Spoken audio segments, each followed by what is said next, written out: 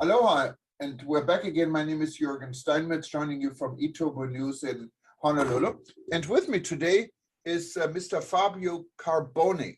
He's actually right now in the UK, but he is from the Islamic Republic of Iran, and he's affiliated with the International Institute for Peace Through Tourism.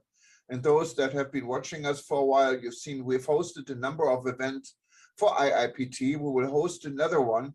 But let's talk a little bit about Iran. People don't really know very much, specifically here in North America, about what is Iran tourism all about? Why should you go to Iran? Is it safe to go to Iran? Is it a peaceful country? What do you think, Fabio? Hi, hello everyone. Hello, Jürgen. It's great to be with you. Thanks a lot for this space. First of all, absolutely, it is safe. But let me just correct part of your introduction. I'm Italian. My name is Fabio Carbone. I'm Italian, but I'm a special envoy for Iran of the International Institute for Peace Through Tourism.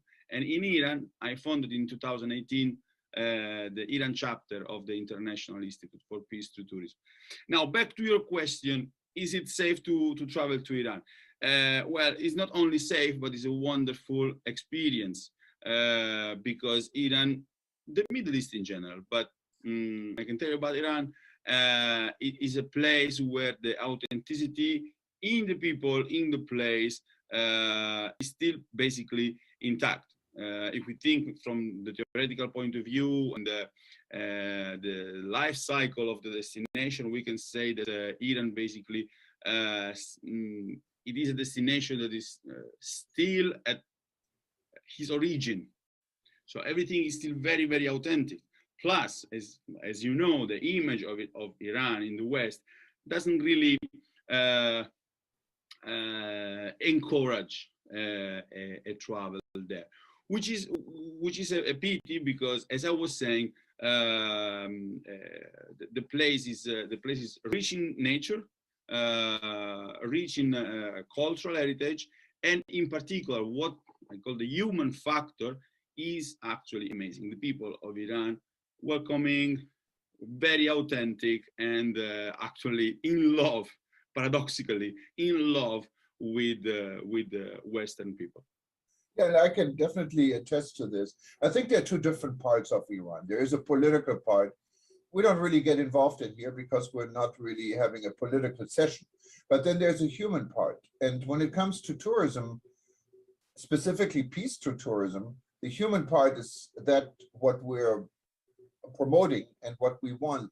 And I can tell you out of my own experience, having traveled to Iran a number of times and represented, for instance, our international ICTP at one time at a handicraft trade show in Tehran. It's a wonderful experience and people are curious.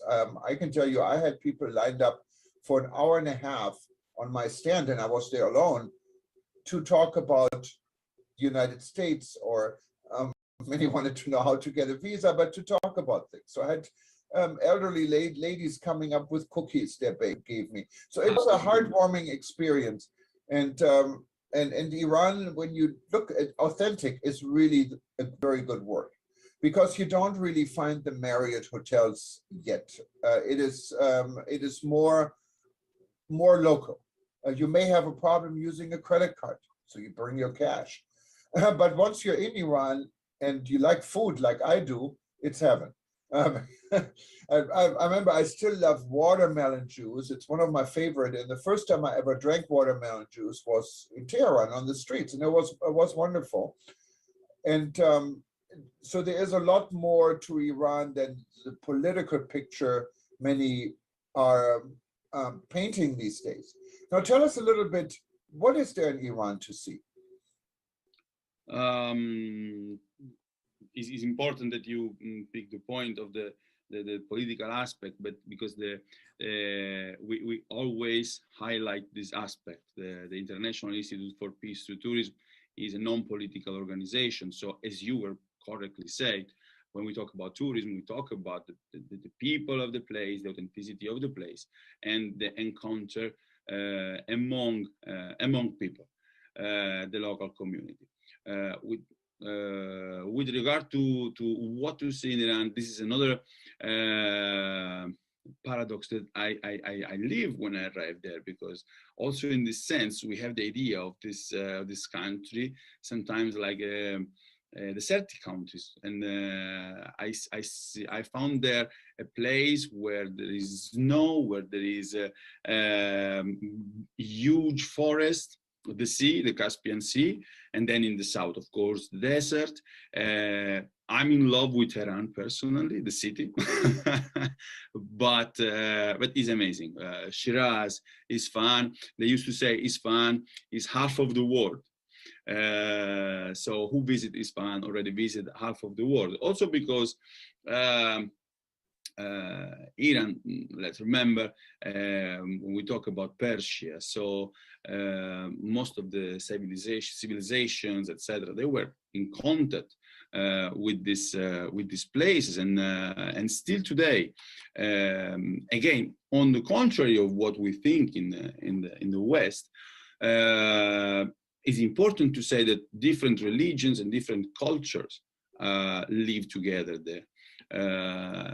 But we can even talk not only about Catholics and Muslims, etc., but there are communities that still follow the archaic religion of the Zoroastrianism, and the cult of the fire, and still exists, and is not only tolerated, but is completely accepted, and obviously is one in Yazd, is a part of being UNESCO heritage, but it's one of the main places where the people go. It's amazing. It's a very beautiful experience. And me personally, exactly because I'm Italian, Iran is also interesting because it's the only place that I see that has the same glories of Rome. Actually, Romans, right, they could not enter Iran, Persia, and they were defeated. So it's also very interesting to see the things from this point of view. We have the idea of the Romans ruling on the all known world, and then you arrive there when there is a civilization that is more ancient than Rome, and that is as rich as the Roman Empire and the Greek Empire, and the Greek. And Fabio, you said you loved Tehran, and Tehran is definitely a very vibrant city. Has its problems like pollution, I think, similar to what we experience in Los Angeles and Beijing and Bangkok. So the air is not always the cleanest air, but you can always escape to the mountains. And I know when I was there last time, this was maybe 5, 6, 7 years ago, people were building apartments up in the mountains around Tehran. Did this progress, or a lot of people living up there now? No, this obviously it is a big problem, and we are talking about megalopolis. So Tehran, I love Tehran. I used to call Tehran the city of blinding lights, because I don't know if you remember, but there are constantly lights, blinking and everywhere, and 24 hours per day, and it's amazing. It's amazing during the day. It's wonderful at night. I found Tehran a very romantic place and vibrant, as you say.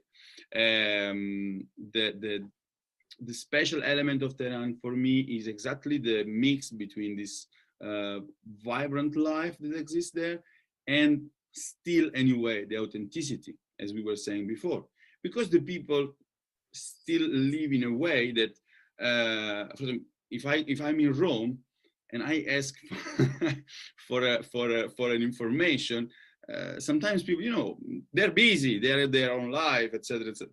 In Tehran, this never happened. People eventually stop what they're doing, and they bring you to the place where you have to go. It's amazing. It's amazing. The problems, yeah, the pollution is one of the big problems. Sometimes Tehran, they announce in the radio and the television not to go out of the houses because of the pollution. It's true. And all around, as you were saying, there are the mountains, and well, around on the north. part. There are these mountains where the people, when they can, they try to go, even because they love nature, and every green space for them is a place for a picnic. Yeah, and of course you can always escape the big city and experience the countryside, like the Caspian Sea is a wonderful place with nature, and Isfahan, and visit some of the other cities. Besides Tehran, what do you think, if someone only has limited time, they should see besides the capital city? Well, I'm not one of the best person to answer this question because I love all Tehran, all Iran. But for a person who has not so much time, they even more than Tehran, they used to suggest what they call the Golden Triangle: Isfahan, Yazd, and Shiraz, which is on the south of Tehran. But I can tell you, I know Iran from north, the Turkish area, Azeri area, Zanjan, on the other side, on the side of Afghanistan, the Lut Desert, the Caspian Sea, Tonekabon, Ramsar, that is very famous, where the Shah used to go on holiday, Terais, Mashhad. I know a lot of places. All of them are different, and all of them really are spectacular. So, but in the touristic, normally the tourist guides would suggest you this Golden Triangle. So once again, Shiraz, Isfahan, and Yazd. And it's important when we're talking about tourist guides. We had a number of tourist guides on our show, and we will again when we do our Heroes event. We're going to catch up with tourist guides in different parts of the world. And I think Iran is an important country when you travel to have a guide, because it's really hard to do it on your own unless you speak the language and you're familiar. You speak the language, by the way, Fabio? I speak a very little Farsi. Plus, I have the privilege of going there, not as a tourist in reality. I was never there in holiday. I was always there for a reason of work with the IPT and meeting people of the universities and meeting people of different associations. So I never really need I have a lot of friends there, so I never really needed a guide because I have constant interaction with the locals. But your friends are your guides, you know. Your friends are your guides. Yeah, exactly. No, and there is something fantastic that there is something that I love, and this is why I say this is a privilege. You eat in the houses of the local people, because they invite you for dinner, they invite you for lunch, etc. So the way I travel really give you the opportunity to experience 100% the destination. In any case, as we said since the beginning, there is still this big sense of authenticity. You have a constant contact with the population, because the population, when see you, they call it Khoreji, that is the foreigner, someone that is, but the word is like, is a foreigner, but someone is a little bit dumb, but is a bit lost, and they help you. So you have this constant, very authentic contact with them. And I can tell you my experience everywhere, not only in Tehran, also because they're not so much used to tourists. Okay, so when you arrive in a place and you show some curiosity and you show some interest, even in talking some words in Farsi, they invited you inside the shop. It already happened to me that having a workshop about how to make some cookies, some Iranian cookies, because I was in a pastry, and certain point say, oh, I'm Italian. Italian, really? Come inside. They offer me chai, there's the tea. They show me how they make the cook. No, and so it is something that I traveled a lot. I never experienced something like this. As I said, Middle East in general is an amazing place to travel. Iran has this magic that is like this. And talking about food, and you're Italian, and Italian is you have some of the best food in the world. Every other restaurant here in Hawaii is Italian, but we only have one Iranian place. But Iranian food is good, isn't it? He's amazing, yes. I can, I can say this very good, yes. Well, some taste, but this is personal, of course. Some of the tastes are even too much because they used to cook a lot of chips, a lot of you know, a lot of meat, and some tastes are really for us are very strong. But then finally, if we think again about this, our grandmothers, they used to cook like this. Like, you know, I find like places like Tehran or other cities, like make me remember the Italy that they show in the movies, like the Italy of the 1950s or so yes, yeah, it's a very big complete experience, also from the point of view of the food.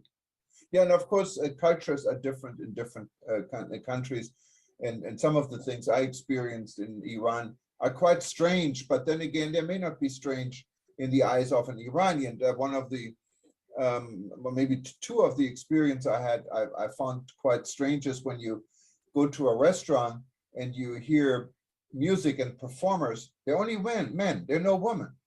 What happened? Yeah, well, as we were saying before, there is, well, for the work that we do, me, you, we are not involved or interested with the political part. I mean, this in a cultural sense. I don't mean it in a political sense. No.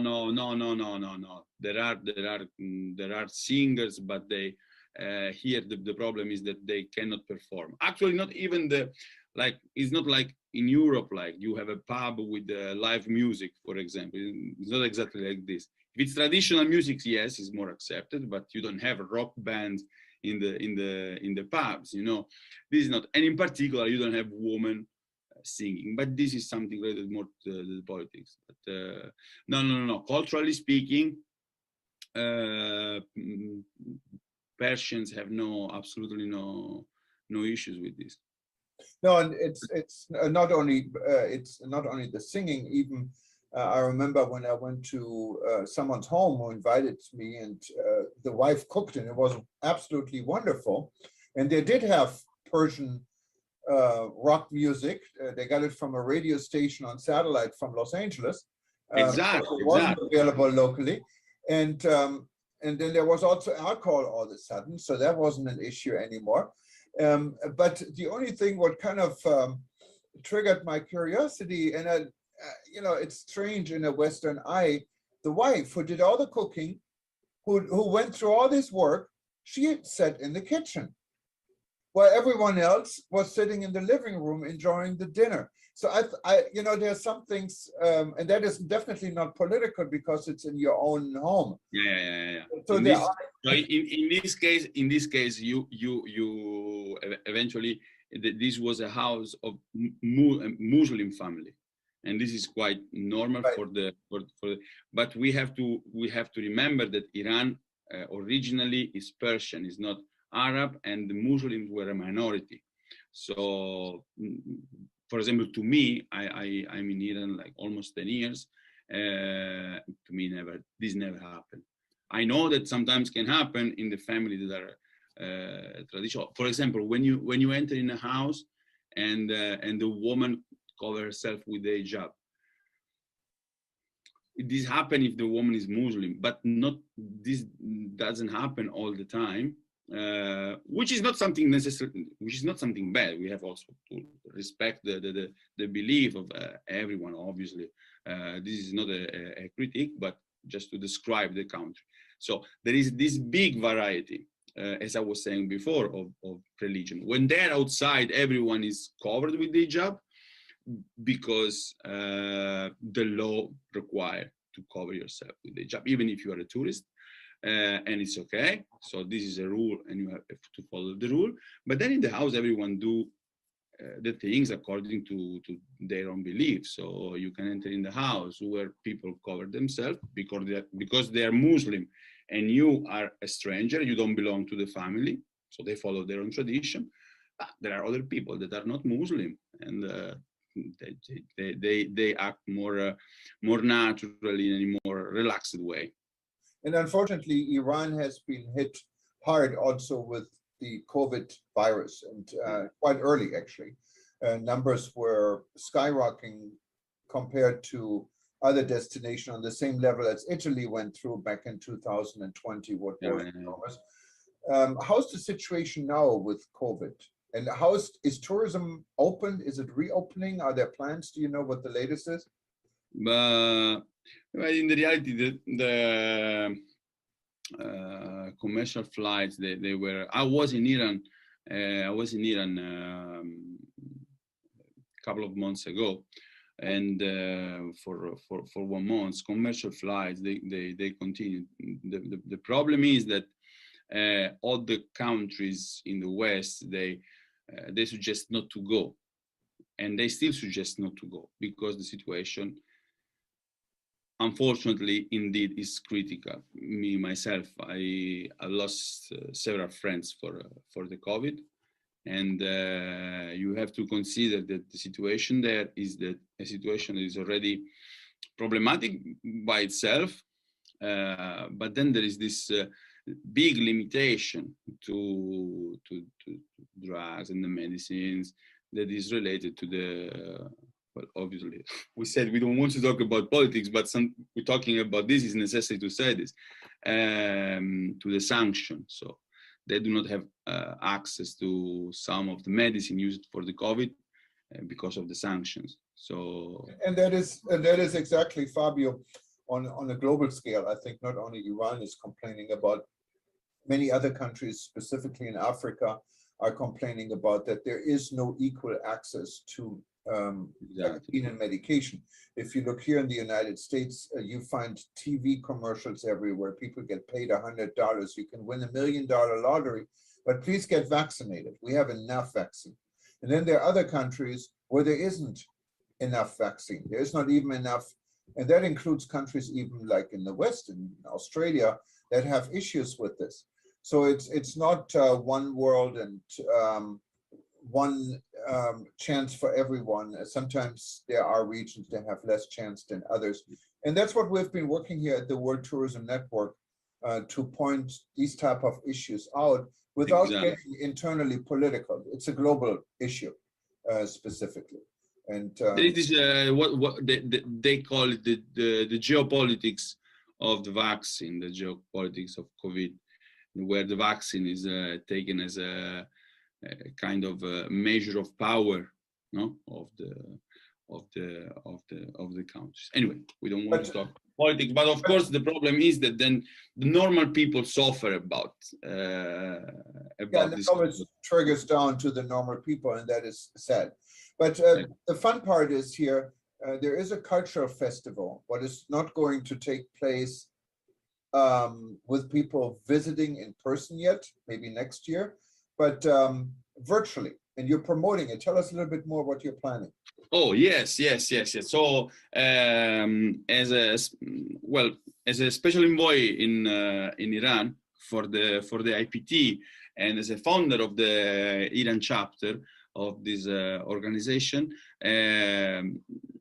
well, actually 3 years ago almost, I had this idea of this festival, walking on the Tabiat Bridge. It is a wonderful place in Tehran, designed by a woman, an architect, Leila. It's a wonderful place.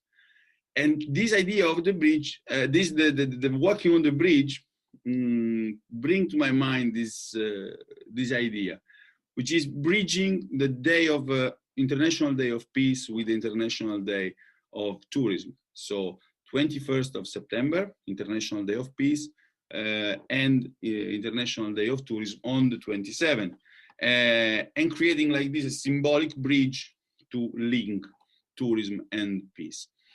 And so the talking with Reza, with Lou, etc. We in the end, this idea of the festival starting on 21 and ending, culminating on 27, was born, as I said, almost 3 years ago in reality, 2 years and a half. But then because of the COVID, we had to stop everything. And this year, anyway, I say, no, this year we have to do this. And this is, so the first edition of the Peace Through Tourism Festival, which is based in Iran, because it's promoted by the Iran chapter of the IPT, but it's an international event. We are going to have so several days that are thematic. We have the first day on 21st, the opening session, but then we are going to have the day dedicated to museums, where we are going to discuss the role of the museums in the creation of a culture of peace through tourism. Then we have the day dedicated to the women and tourism for peace. This is another thing that is good to say. There are several associations in Iran that are dedicated to the work of women in tourism. Women are a very important part of the, a lot of them highly educated. So the society, the Iranian society, rely a lot and on women. And this is another thing that in the West, we don't have this idea. What else? So yeah, many participants, many workshops.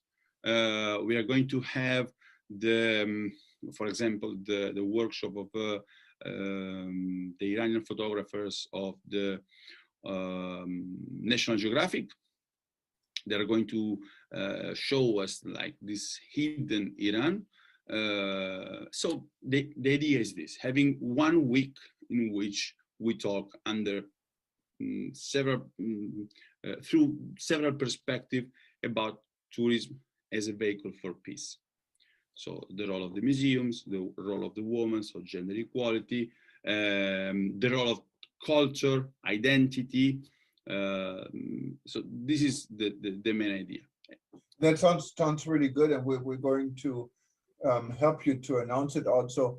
So we're putting it up right now. So tomorrow, if you I do appreciate. Thank you very much. Yeah. And if you go to worldtourismevents.com, you will see it listed among several other events we're bringing up for World Tourism Day, because it's all really around World Tourism Day. Where the first event we're organizing is for accessible tourism. That means our people that travel with a physical challenge or other challenges. We're going to have our heroes that we're recognizing at our World Tourism event. And then we're going to go into climate issues with Professor Jeffrey Lipman. So we're pleased to add also peace to it. So just go to worldtourismevents.com. And of course, you can always go to the IIPT website, what I believe is iipt.org. And you will find everything about the International Institute for Peace Through Tourism. It's the institute, it's run by Mr. Louis D'Amour. He lives in New York and has been doing this for a long time. He's a good friend, and we've helped him not only host a number of events. Actually, as I said, we took Louis to Iran back 7-8 years ago, and Louis and myself, we are the first Americans actually allowed to speak at the Iranian Hall of the People. And we spoke about tourism and peace in front of ministers, or they call them vice presidents of tourism. And so it was quite an experience. And it was on live TV and all over the place. So many people came up to us after this event. And Louis was definitely a major celebrity for a while in Iran. So we'll be happy to work with IIPT, with Fabio and Louis, to make this event in Iran, this cultural event, a success. But Fabio, anything else you'd like to add? I just want to thank you once again, and I really hope that, well, this year is going to be an online event. So as you were saying, it's going to be announced in several channels, and everyone can follow the festival from all over the world. Now, I hope that for next year, this is going to be a hybrid event based on Iran, Tehran, Isfahan, north of Iran, etc. And is going to be a way to promote visiting and tourism in this beautiful place that is Iran. And we're all ready to go on a trip, literally anywhere, you know. We're always Get me out of here, wherever you are. But Fabio, it was wonderful to have you as a guest today. And for those that are watching us now live, this will repeat a number of times on all our platforms at eTopo News. And if you wanted to watch it again, just go to our YouTube channel or to livestream.com, livestream.travel, I'm sorry. And you will see this and many other events we had in the past. For those that are not member yet of the World Tourism Network, you should join us. Just put IIPT as an invitation code, and it's 3 months free. We don't charge you anything, and it's not breaking your bank after this either. I think our membership is about $90 a year, or you can pay $10 a month. So it's not really expensive, but it's well worth it. You will meet many people like Fabio, and you'll be part of everyone, and you can actually attend events like this and ask questions and make a difference. We have a lot of things we lobby for. Some of them may sound political in the world, but we feel they're important, like vaccination is one of them. So join us, go to WTN.travel, click on the join button. And so if you haven't done this yet, and you become one of us. But Fabio, thank you so much for attending. Thank you once again. Thank you. Thank you all. You have a nice evening in London. Take care. Thanks a lot. Thank you. Thanks a lot. Bye. Bye. Bye. Thank you, Thomas.